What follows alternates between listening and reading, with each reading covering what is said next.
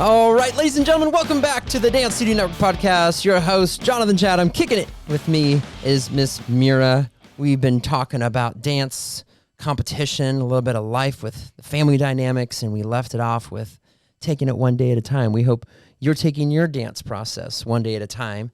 But now we get to kind of shift some more gears, and let's talk about what happened after high school. Dun, dun, dun, Dun, dun, but a drum roll. Yeah, after high school. I think this is a great segue from one day at a time because I was a nutcase figuring out what I was going to do after high school. And I amazingly ended up at the American and Musical Dramatic Academy in New York City. I was at a competition and I got an invite for a 2-week camp at this school. And I begged my mom and dad. I was like, please let me audition for it. And I auditioned for it and I got in. So my junior year, summer before my senior year, I got to go to this 2-week camp. I loved it. I got to experience a lot of the real world, but also kind of got a vote of confidence. Like, oh, wow, like this is something I could do. Auditioned, made it into the school, still did a really big 1-2 number on my family. I'm going to go to A&M. I'm going to go to Tennessee. I'm going to go to New York. I don't know. And then like 2 months before I graduated, I made the final decision to move to New York. This school was a little different. So it was a year-round school. So they did trimesters. So your semester started in June. So there was this really big flip, and I have a summer birthday. So I graduated when I was 17.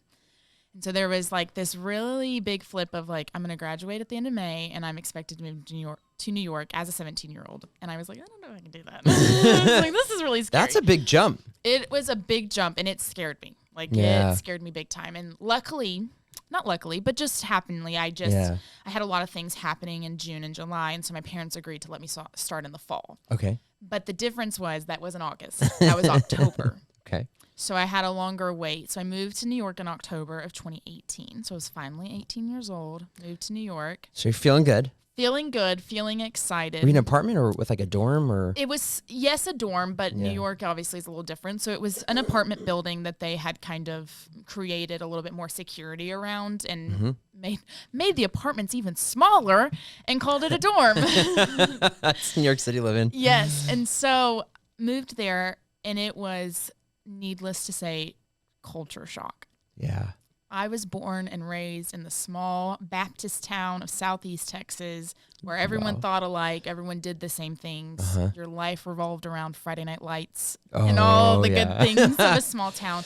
And moved to New York City and got this culture shock of not only was I not perceived well for who I was and who my morals were, I was also now little fish in ocean. Yeah. I went from one of the best or one of the most trained dancers at my studio, being the oldest, putting a lot of hard work in, to now being in this pool with kids who were also one of the best at their studio. Yeah. And to put it lightly, it was hard. It was really hard. There was a lot of nights crying and calling my mom, and just because as a dancer, it is made to be rainbows and unicorns and move to New York City and you're going to be on Broadway. Yeah. And that's how I always envisioned it. And that's kind of how it was always said to me, in the sense of you're one of the best in your area. So why could you not? Well, now we're talking about the world. Yeah. Not even the nation. We are talking about the world. Now you're put into this pool of kids who've also trained, who also have the heart, who also love it, who also have this support system. So very quickly, I was brought back down to earth of this is humbled. Yeah. And it brings me always back to really realistically less than 1% of these dancers are going to quote unquote make it big. It's actually, it's 0.01. About to say it is, but I knew it was less than 1%. No, that's for every sport. So every type of extracurricular, NFL, MLB, soccer, volleyball, dance, gym, like it is 0.01%. Right. And everyone wants to say there's at least one person in every class that's going to be a star. And that's a great way to think about it, but it's so unbelievably not true. Because statistically speaking, less than 1% go to the level that I started training at. And less than 1% of the people who made it there are going to make it to this next level. But again, New York was a slap in the face. It was real world. And you're competing with the best of the best. you're competing with the best of the best, and now you're told at 18 years old, do you know who you are? Ooh. And that was hard. Yeah. Because I'm going to be honest, at 18, I didn't. Yeah. I knew what my parents had raised me to be. I knew who I wanted to be. I knew who I was training to be, but I didn't know who I was. And so for the first year, there was a lot of figuring it out. Do I love to dance? Do I not love to dance? Yeah. Do I like who I am? Do I like what I believe in? And so it brought all of these aspects and these puzzle pieces. And now I'm trying to figure out how to sort it all, how put to it sort together. it all. Like, do I do the corners first? Do I do the middle first? Like, I don't know. I don't know who I am. I don't know what my puzzle is. Yeah. But to keep it on a dance note, like, there was a lot of humbling things too, of things that I thought I was the best at. And I'll take it to competition. Competition dancers are trained a very specific way. You're going to throw every trick in the book in your solo. Yep. You have to have an aerial. You need to know how to do 3 turns on your head into a backflip. Like, they want you to do these crazy things. Then you get to New York and they're like, I want to see a single turn in your character heels. And you're like, I've been practicing quads. What do you mean you want to see a single turn? Like, and you know, you can raise your hand and say, well, I can do acro. And they're like, okay, well, I don't want to see that. I want to see this, this, and this. And it's not to say that you can't do it, but you're told as a competition dancer, bigger is better. And we want to see all of these skills instead of training us, you know, on the simpler things. And the Man, you know, it's funny. I went to New York and I went and watched Chicago. Oh my gosh. And I mean, I'm staring at the dancers, obviously. Right. And I'm watching the band and how they interact. And you're going like, this is a live show, musical, all this stuff. And you're looking at these incredible dancers who are not only dancing full out, but within a very small space. Yes. Like literally doing turns in a small, but the trickery, there wasn't all that stuff. It was a totally different experience to see. And I was actually kind of shocked because I was like, okay, like what's going to be the amazing effect? And it wasn't. It was like, it was so masterful that the simple movements looked like just fluid. It was like as if they were all perfectly in sync together and dancing as one. And I'm like, man, that's incredible. Right. And it's the stylized training. Yes. So there definitely, and again, keeping it very real, there definitely are shows that you see tumbling in. It will always be a male dancer. Interesting. Yeah. You might see a girl throw an aerial every once in a while as like a wow factor. But if you're going to see these big and bad tumbling passes, you're going to see it from a male dancer. Man. The girls are supposed to be dainty. We're lifted. We're, we're very precision dancers, that Fosse training. And so not only was it a shell shock in who I am, but it was a shell shock in how I was trained. Well, going from like a competitive dancer now into adulthood, there isn't like a lot of guidance with that shift. There's no guidance. Yeah. Okay. You're thrown in. And again, that's why I try to tell my dancers all the time, like, as long as you are getting better in your own, what you love to do. So I have a lot of dancers who love musical theater, and that's just where I was. And I loved musical theater growing up. But even as a competition dancer, yes, I had to learn that stylized to be funny, to act. Yeah. But we still had to throw in an aerial and an Alice Cohn sequence and all of these things to be able to compete. Yeah. But moving to New York, the first year was rough. The second year, I think, is when I started to kind of get my feet on the ground and be like, okay, this is who I am. Yeah. Like, you can't tell me otherwise. And I saw more success. My first year, I auditioned for a lot of things within the school and didn't get any of them. You didn't make them all? Like, not a one. Not a one. Not a one. So, okay, this is for an 18-year-old, right, to go. From winning first place at almost every dance competition to trying out for these shows at this dance school that I made. And they invited you? They invited me. Yeah. I got a scholarship. I thought they wanted me. Didn't make not one. Wow. Not one show. And then you audition for every class. So you are placed for every class. Level 1, level 2, level 3. Man, I was in all level 1s. Let's go ahead and put that on the record. And it was humbling. Yeah. But it probably was the best thing for me now that I look back at it. Mm-hmm. I will say this. There was a point in time where my dad was like, what if you took a year? What if you went and did, a year of general education credits and took a year, turned 19, then you could go to New York, or then you could go to Tennessee, or wherever you wanted to go.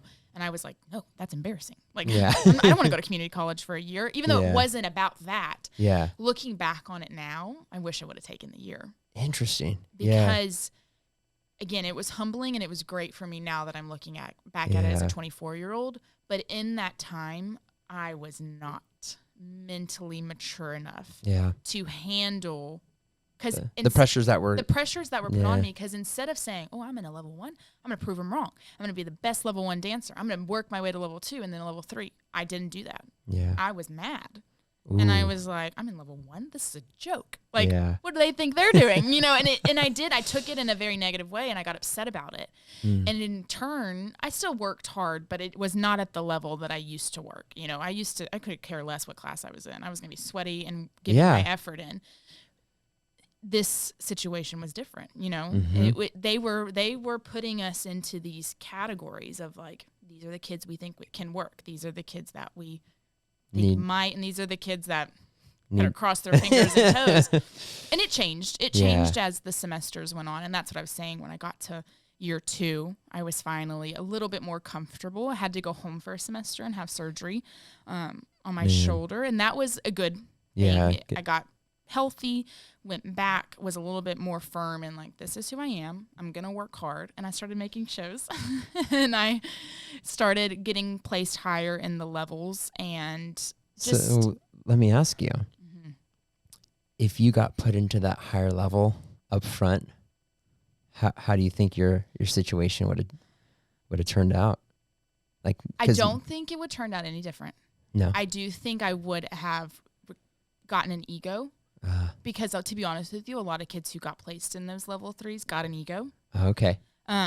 Because then you kind of walk around like the cool kid in town. I'm hot stuff. Yeah. Well, you're in her class and I'm in this class. Like it was definitely, it created a very toxic situation where interesting people who were in level 3s didn't want to help the people in level 1s. And people in level 2s didn't want to help the people in level 3s because they wanted to be a level 3. And that's a big part of the dance world that people refuse to admit. The dance world is small. Yeah. And once you're in it, you're in it. Yeah. 100%. Yeah. And there is beauty in that. But at the end of the day, the dance world is only worried about itself. And that was a humbling moment as well. Growing up from like a small town competitive team, like anyone helped anyone. Yeah. You know, there definitely was. You went from like this like family values, support. Absolutely. Hey buddy, we're all gonna do this together. And I strive to do that now as a director and as a teacher, of being realistic and being like, yes, these people are your friends. They're gonna be some of your best friends. You know, I've been a bridesmaid in a ton of my dance friends' weddings because they genuinely are like my sisters. But going into an environment where I do not have a relationship with these people, I have not known them for years and years and years, they do not want to help me. Wow. We're competing for the same job. And like we said, there's less than 1% of them that we can get. So you don't help. Wow. And it's kind of heart-wrenching. It is heart-wrenching, and it made me kind of, pause and be like, is this what I want to do? And luckily I was surrounded by a lot of good people. Yeah. I'm going to still tell you, at the end of the day, we were worried about ourselves, but it's not to say those aren't good people. It's just recognizing the environment. It's recognizing the environment, and it's recognizing how slim these jobs really are. Yeah. Well, if you're sold the stars when you're a kid and then you make it to the next level and they're like, hey, by the way, there's only like a couple. Right. And you're working with these teachers in any capacity. There's tons of schools in New York, but specifically mine, you're working with these teachers. And I remember they would like drop hints and then we'd figure it out. And it'd be like, they've worked in the original cast of Chicago. They've worked with Bob Fosse himself. Oh my gosh, they have done these amazing careers. But even they would tell you, this was a different day and age. Yeah. No, I mean, this is not the same thing that y'all are doing. Wow.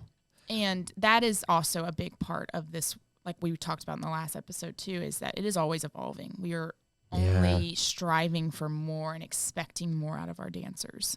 Well, and it drives the point home that you have to build a strong mind. I've always believed in this.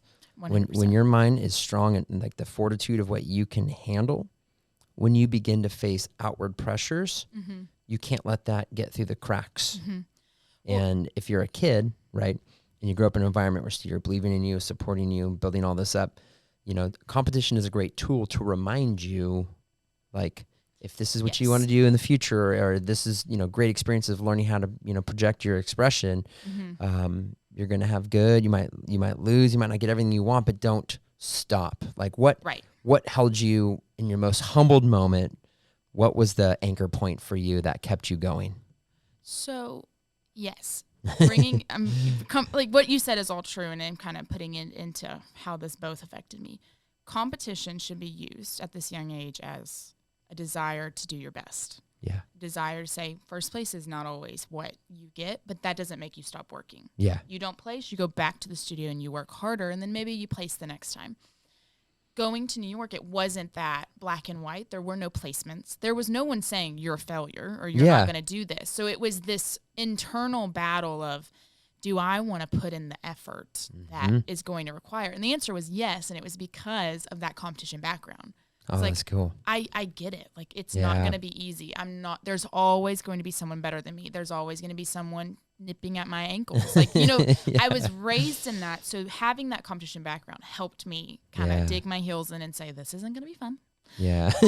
but we're going to do it. But the maturity in, going at such a young age, and not to say that was a mistake, because, fast forward, we had COVID, we had all these things, if I wouldn't have gone when I went, I wouldn't have finished my degree there.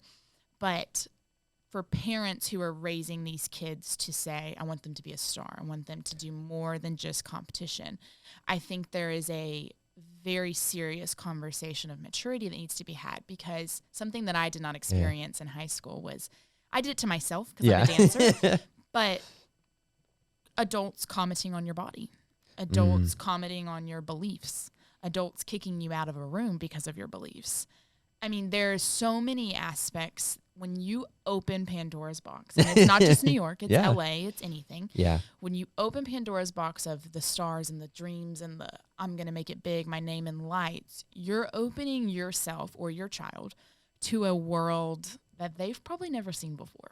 Well, it's like a world of ultra criticism too, where they're going to nitpick. Everything that's weak will be exposed. Well, and I look back at pictures and I giggle because I have grown from it. Yeah. And I'm no longer like teary-eyed about what happened there. Yeah. And there's so many more amazing stories than the bad ones. But there were moments where it was, you need to lose weight, or you need to cut your hair, or you're not going to work unless you do X, Y, Z. And as an 18-year-old, kind of going, okay. Oh, wow. And I did it. And I would cut my hair, and I would dye it darker, and I would do the things they told me to do.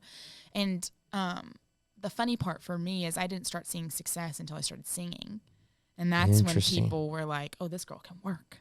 Oh, and I was like, what? But my whole life training in dance. What do you mean this is how I'm going to work? Like, and again, it's just raising a kid in competition is great. Yeah. And it 100% taught me values in working through the hard stuff and putting in the effort. And no one can do it but myself. My mom can't work hard for me. I have to work hard for myself.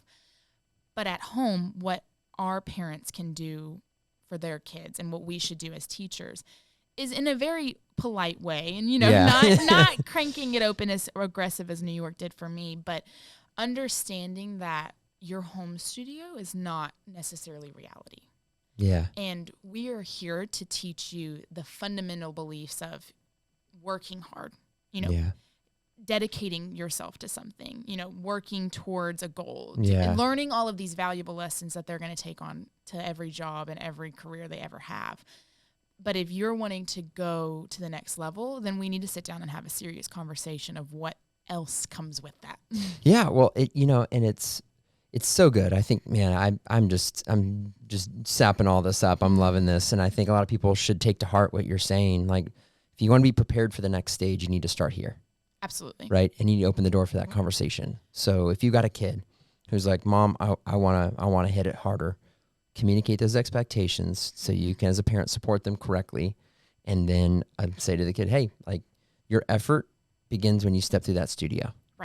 Right. Absolutely. So when kids are like, oh, I need to take, 5 more classes. I'm like, what if you put the same, like the most concentrated focus you have in the existing ones that you have? Absolutely. And I would tell you, this is one of the greatest things my parents ever did for me. And I thank them every day for it. So Yeah. if any parents take anything from this conversation, please take this. My job in quotations, was my grades at school. Okay. And I had high expectations. Education was very important to my parents. Yeah. They knew that I loved to dance. And if they would have given me the opportunity to homeschool on some crazy program, and not to say homeschool is bad, but like just to kind of blow off school and train on dance, I totally would have done it. But that was not a choice for me. Yeah. We will pay for dance. We will let you do all of the things that we can afford and provide for you. But your job is to stay out of trouble and to keep your grades above a certain level. Okay. Yes. Got it. Because they held that for me, this is where I think the dance world takes a twisty turn, is when you enter New York, let's just, because that's my example, there's this one thing labeled success, and it's being on Broadway. Yeah. You are not successful unless you get there, unless you start doing all of these things. And again, less than 1% get there for good reason. It is. And if you get there, you should be unbelievably proud of yourself. Yeah. But there's so much more to success. You did it. You lived in New York when you were 18 years old. Meara. Like, that is so successful. I learned how to, work multiple jobs and train and do all these things. So I am successful. But because my parents said, we are not going to let our 13-year-old put all her eggs in one basket. When COVID hit, that was ultimately what sent me back to Texas. I did not go through this, oh my gosh, I have no job. I'll never work again. How identity am I gonna crisis. It was not an identity crisis. I was upset because I was finally comfortable in New York and auditioning and doing all these things and having this opportunity to prove I could do it. And that was cut short for something out of my control. But I had a lot of friends who went through an identity crisis of, oh my goodness, I have nothing else to do. Yeah. If I don't dance, I have nothing. If I don't go back to New York and do the starving artist thing, like, I have nothing. Yeah. What I did when I got home is I moped around for about 3 or 4 months. And then I said, okay, I'm going to go back to school. Yeah. I have a GPA that can support it. I'm going to go back and get a communications degree. And if dance is in the cards for me, still it is. And if not, my life didn't end in March of 2020 when the world shut down. That was the apex of most difficult things to process as a young person whose dreams just got completely shooken up. And everybody, I mean, gosh, as a studio owner, right. I mean, 10 years of commitment, solid work, and then someone walks in and says, you're non-essential, go home. And I remember we had cameras set up, and even still, we have like 3 people in the whole studio. Right. And because we weren't on a list, I was like, okay, this is now my reality. And how do we adapt? And how do we, move forward? So I think it's really crazy that if you put this pressure on your kid that, like, you're going to follow a linear line of growth and we're going to get this stage perfectly. It's so unrealistic. It's unrealistic. It is that. And that's funny because dance has taught me anything. Learning how to be flexible, creative, determined, perseverance, like, enjoy the highs and there are some lows, and like learning how to not lose yourself. Right. And to have done that through the hardest time period. Oh my gosh. Well, and this could be a whole nother conversation, but yes, I think something I would love to talk with dancers more about too is what those expectations are and what those highs and lows do, and how do we navigate it? Well, we got to do part 3 because we got to end this one right here. Like, I think this is a good spot to pause on. Open the door to conversation with your kids and have the conversation, right? Open that door and say, what is it that we would like to see for this year ahead? How do we want to grow as a dancer, as a person? How do you want to grow as a leader? Let your kids label what they're wanting to get out of the season. And that is beautiful. So we'll take a little break and we'll get back to it. Ladies and gentlemen, thanks for joining us. This was fun. I enjoyed it. Really, it's good to hear, you got to hear it all. You got to find out what it is that makes a great dancer and a great person. So, Miss Meara, thank you. We'll see you back next week for another follow-up, part 3 of chatting with Miss Meara. Until then.